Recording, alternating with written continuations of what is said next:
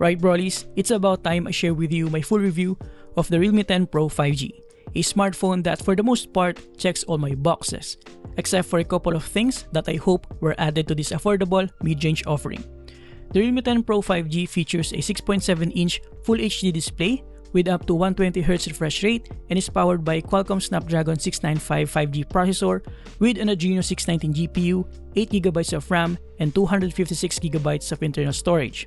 It also has a 5000 mAh of battery with up to 33W SuperVOOC fast charging support and a couple of cameras that are capable enough to produce decent quality photos. It also has two speakers with an extra oomph to it, going beyond 100% volume, and a nicely placed side-mounted fingerprint sensor in a nice and trendy design and construction. It's not perfect though, nothing really is anyways, so let me tell you what I really think about the Realme 10 Pro 5G. Let's get into it. So I already did a dedicated unboxing and first impressions of this phone, which you can watch here. But to save you time, inside the box we have an accessory box, the Realme 10 Pro 5G itself, the 33W SuperVOOC power brick, and the USB Type-A to Type-C charging cable. Inside the accessory box you'll get a SIM ejector pin, an information guide paperwork, and a free jelly case. At first look and touch, what I appreciate about the Realme 10 Pro 5G is the decent build construction with a weight of around 192 grams and a fairly familiar form factor with flat sides, chamfered edges, and rounded corners. Not to mention the undeniably almost bezel-less display that, if not for the thicker bottom bezel and the punch hole cutout, could easily be the cleanest looking mid-range phone out in the market. Here in front we also have the 6.7-inch Full HD display with up to 120Hz refresh rate, 240Hz touch sampling rate, and up to 600 nits of brightness. And although it is not AMOLED, which is what I would personally prefer, it has a decent 391 pixel per inch density, which makes everything sharp from the icons down to videos and games. As you can tell, the display offers sharp and vibrant image quality with decent viewing angles and contrast levels. However, since it's not AMOLED, the blacks are not as deep. You'll notice it within the edges as it doesn't match the black levels of the bezel. Also here in front is the rather visible earpiece that also doubles as the secondary speaker. Most modern smartphones tend to hide the earpiece, but not this one. Does it matter? Well, it depends on one's personal preference. Below that, we have the 16-megapixel AI selfie camera. Now, flipping it on the left side, we have the SIM card slot that supports dual nano SIM cards and a micro SD card. On the other side, we have the volume rocker and the power button that also doubles as a fingerprint sensor. As I've pointed out in my first impressions video, I prefer this placement compared to an in-display fingerprint reader, as most often than not, it is faster and more accurate. Looking at the top side, we just have the secondary microphone, and turning it all over to the bottom, we have the headphone jack, the primary microphone, the USB Type-C port, and the primary speaker. Speaking of the speaker, we have two on the smartphone, with a secondary one via the earpiece. And while it's not as loud as the primary speaker, I'll take it any time of the day over a single downward firing speaker. Here's a sample sound test for you guys. The ROG Azoth is, in my opinion, the best mechanical keyboard ROG has ever put out in the market to date. And like I said in my dedicated unboxing of this keyboard, this is probably the first time I got so excited on an ROG keyboard. The reason is that, unlike their old mechanical keyboards, the ROG Azoth features a relatively standard layout, standard mechanical switches with a swappable PCB, and an easy-to-modify construction. And on top of that, a gasket mount design with multiple sound dampening foams, all of which caters to us mechanical keyboard enthusiasts. They even included some lubing tools to go along with it, which made me believe that they are really leaning toward not just gamers, but the entirety of the mechanical keyboard community. Now, flipping it at the back, we have a relatively fingerprint-resistant surface with a nice and shiny finish featuring the Nebula Blue design.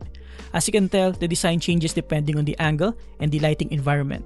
This is actually my preferred finish, shiny but not glossy, looks textured but is quite smooth. Overall, a very youthful and trendy design. Here at the back, we also have the iconic Realme logo and a dual camera setup, which, to be honest with you, only one of which is usable per se. Because the second one, if I'm not mistaken, is just a depth sensor for the portrait mode. The good thing here is that the main camera is actually a 108 megapixel Pro Light camera with a Samsung HM6 sensor. Here, let me share with you some sample photos. As you can see, the photos coming from the 108 megapixel camera are generally okay, especially outdoors with an ample amount of light. Even on a bright sunny day, the exposure is well balanced without overblown highlights or crash shadows. It's quite unnatural, but definitely more pleasing to the eye. The level of post-processing is just enough to not overdo it while pulling more details out of the tiny sensor this camera has. The colors are okay, but the white balance tends to go to the warmer side most of the time. Saturation is decent enough to provide vibrance, and the contrast levels are good enough to not crush the shadows as well.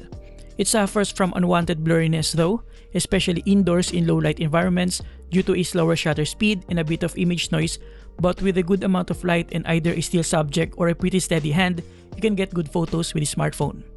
Selfie shots are also quite good, more than what I've expected even for indoor shots as you can see here. The output is still generally pleasing with a good balance in terms of exposure, detail, and overall image quality. So this is a video test for the Realme 10 Pro 5G. Selfie video test. Okay. Done. Vroom vroom! You like your new car? A few moments later. Nilagyan namin ng token, kaso natakot si Gio.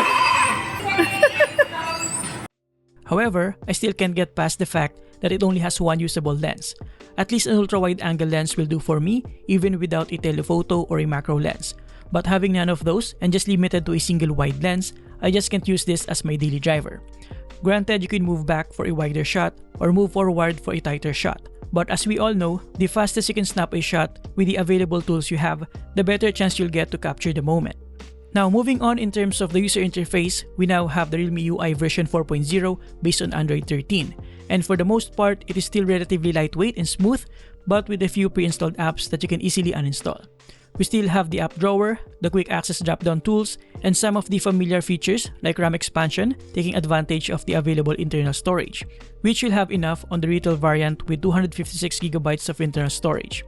On that note, what I have here is just a review sample with 128GB of internal storage. The one that will be available for consumers has 256GB of internal storage, so no worries. Now while we're here, let me give you a quick rundown of the rest of the specifications.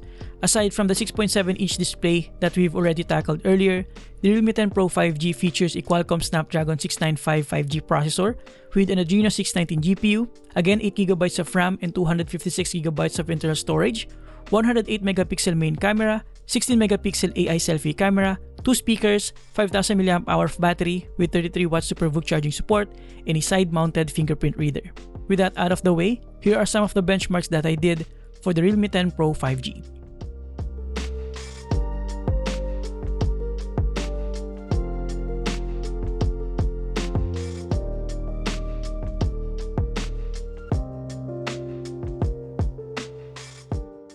In terms of battery life, with a 5000 mAh of battery, it lasted around 8 hours and 45 minutes on my standard PC Mark IV 3.0 benchmark with maximum brightness and earphones plugged in.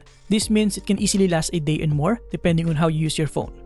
Now, charging it using the stock 33W SuperVOOC charger from 10% to 100% took about an hour and 11 minutes, which is pretty decent in my opinion.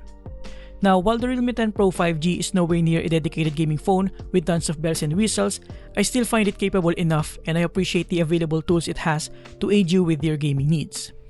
First, it features a sort of gaming assistant wherein you can easily toggle modes, especially the Pro Gamer mode, add games for quick access, and other useful tools like game focus, turn off notifications, touch optimization, and most importantly, system status so that you can benchmark and tweak your in-game settings with a visible reference. Now when it comes to the actual gaming experience, let me start with the somehow modest one, which is Call of Duty Mobile. After playing a decent amount of hours, my recommended settings here is medium graphics and maximum frame rate, prioritizing smoother gameplay over image quality. But still at medium, the game looks pretty good. As you can see, we're hovering around 59 to 60 FPS, which is stable enough and with decent GPU and CPU load. But it's worth noting that at this point, most modern mid-range smartphones can handle this game, so no issues here. Next, we have one of the most demanding mobile games ever, Genshin Impact. Now, the recommended settings out of the box is low at 30 FPS, which for the most part is playable with mild frame drops here and there. If you push it to 60 FPS, it can only manage to get around 40 plus, so personally, I set it to 45 FPS at low settings. I'm not even gonna sugarcoat it. If you want a smoother Genshin Impact experience with at least 60 FPS in any setting, this is not the phone for that. It is playable, but not the best experience. Next is Diablo Immortal. Unfortunately, 60 FPS and higher resolutions are not yet available for the Realme 10 Pro 5G, so that alone indicates that we're not going to have the smoothest gaming experience here. Regardless, setting it to very high gives this phone a heavy load, resulting in a lower than 30 FPS and, as you can tell, a very choppy experience. Setting it to high, pretty much the same, and setting it to medium brings the device load to a tolerable level, but I can still encounter some frame drops here and there. And in fact, even at low settings, I still encounter some minor frame drops. It's playable, but not the best experience. I'm just being honest with you here, guys. On the other side of things, when it comes to some of the most popular mobile games like Mobile Legends and League of Legends Wild Rift, the Realme 10 Pro 5G can definitely handle both at 60 FPS with maximum graphics available. In Mobile Legends in particular, as you can see here, I'm getting around 59 to 60 FPS with decent CPU and GPU load even during clashes and ultimates. This is no surprise as most modern smartphones nowadays can easily run this game in any setting. Same with Wild Rift, even though I really don't know what I'm doing here as I don't usually play this game except when I'm testing a phone, we're getting some solid 60 FPS here with minimal GPU and CPU load. Surprisingly, in Asphalt 9 at high graphics setting, for the most part it is pretty smooth even during clashes and nitro boosts, with minimal frame drops compared to what I've experienced with other phones. So yeah. Overall, the gaming experience on the Realme 10 Pro 5G is kind of a mixed bag. Most lightweight games run quite smooth even at max settings, but heavier games, while playable, suffer from frame drops even at lower settings. Alright, so to conclude, what I like about the Realme 10 Pro 5G is the design and construction with a minimal and clean look in front, featuring an almost bezel-less display and a trendy design with a fingerprint-resistant surface at the back. I also like the lightweight Realme UI 4.0 and everything it has to offer, including the RAM expansion feature. The performance is also pretty decent, especially for normal day-to-day tasks including media consumption and light gaming with pretty decent speakers. However, what I don't like about this phone is the fact that it doesn't have an ultra-wide angle lens or any other usable lens for that matter, other than the main 108MP wide lens and the 16MP selfie camera. Even their old number series phones have more lenses than this. I also don't like that this phone doesn't feature an AMOLED display, considering that you can find one with an AMOLED display at a similar or close price to this. If I'm the one to buy, I'll probably save a couple of thousand pesos and just get the cheapest Pro Plus variant with not only an AMOLED display but also an ultra-wide angle lens. Now, the Realme 10 Pro 5G will retail at 16,999 Philippine pesos and will be available starting February 15 both in retail stores and online, while the Pro Plus variant will retail at 19,999 for the 8GB 128GB variant and 24,999 for the 12GB 256GB variant. And there you have it, guys. Thank you for watching. Full disclaimer, this is not a sponsored video, but Realme did provide this review sample for me to provide you with my honest thoughts. They will see this video the same as you. And as I always say, a full review cannot be sponsored. And I'm always transparent with you about that. Again, thank you for watching. Subscribe if you appreciate this video, and see you next time. Have a great day, guys. You're awesome.